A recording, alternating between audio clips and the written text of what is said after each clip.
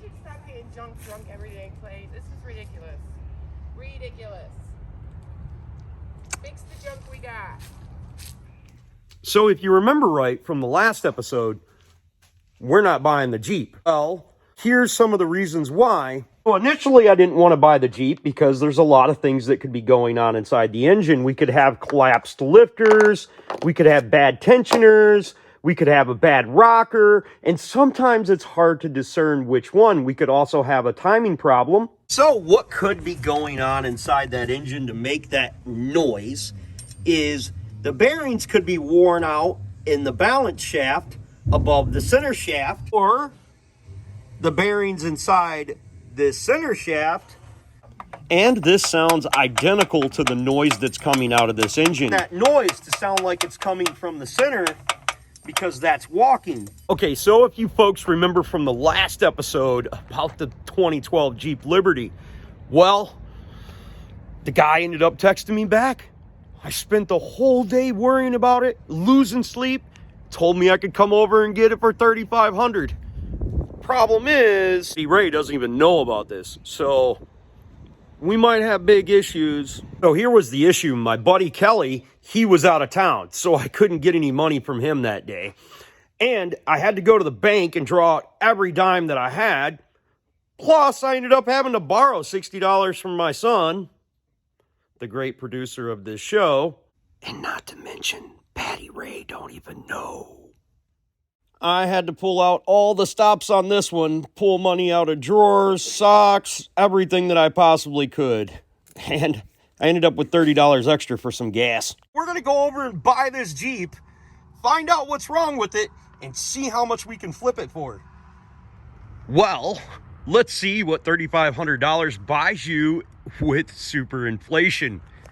So it's a 2012 Jeep. It has about 160,000 miles on it, an engine tick, a couple little scratches, but overall it's in pretty good condition. Some chafed up tires that are a little bit sketch, you know, but they're all matching, so that's great. Having mismatched tires on a four-wheel drive is a terrible idea. Never do that. It's got a broken little latch up here top we're gonna have to replace, but that's okay because we got extra parts. Got to take some stickers off of it. Got to get rid of this little thing right here. I really don't like that. That's the backup camera, but it's just, you know, one of them things. I understand doing stuff on the quick, but overall condition, nah, not too bad. It's pretty clean inside. It was female owned, so that's great. This is from what I understand, it's a 2-owner vehicle. Could be a 3-owner vehicle. These people bought this back in 2014 when it was only 3 years old. And I want to say he said that it had about 40,000 miles on it. Looks a little bit dirty in the photo, but it's really not that bad. Everything seems to work in it. When you start it up, the heat doesn't necessarily come out while it's idling. So we know from past experience that that's low coolant. But why is it low? Has Bluetooth, rear backup camera, everything in it seems to switch and work. All the windows work, all of that stuff. So we're good to go there. We got a little crack in the windshield we might have to address, but we have a clean title. Probably no accidents that I'm aware of. Plain Jane looking Jeep that maybe we can do something to. So I guess you could say for now and for always, I will be known as Junk Drunk Clay. Now, of course, when Patty Ray finds out that I used all of our money, she's not going to be happy, but she'll be happy when I get the money back in the bank account here in a couple weeks, and everything will be okay. We got a couple $100 that'll last us for a little while. Okay, so what we can do with this vehicle is a bunch of different things. You want more junk? Babe, it was a 2012. I had to buy it. I mean, listen. I heard you saying something about an engine ticking, Clay, like that one was. She would be referring to the cheap-ass stinky Jeep that no longer has a motor inside it. Because it was junk. We didn't have the money to get this car. Now we're all the way broke? Well, yeah, we're kind of broke, but I think we can do a lot of cool stuff with this, and I'm certain that we can make money with this. The engine tech literally went away after I drove it. I mean, like, I would have never thought that it was just a spark knock in a million years. So you're telling me it doesn't tick anymore? No, no, you want to start it up and hear it? So is it ready to go except for your little clayway touches? Well, it does need a little.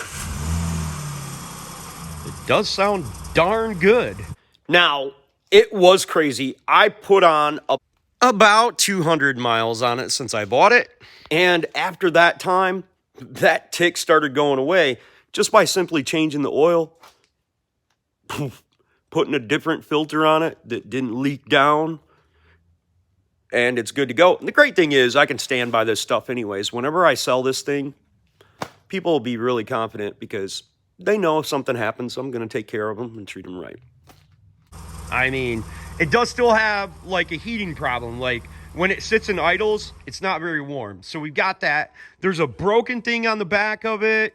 It kind of looks a little bit plain. You know, I don't really like how plain it is. So we need to come up with some ideas to make this thing look a little bit better so it's not just a plain Jane Jeep Liberty. And I'm telling you, babe, I'm telling you, we'll get lots of money. Do you trust me? I think we're going to leave that to your imagination, what her thoughts might be on me buying this Jeep. It's probably not that she thinks I'll make a mistake, because she knows that I pretty much won't. But it might have put us in a little bad spot with the old money, so we're going to have to sell some more junk. Whoop.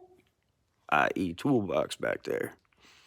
Okay, so I have some ideas, babe. I'll run them by you, see what you think. So remember that Liberty that we had? It was black just like this one. I think it was a 2008. We took and painted this red.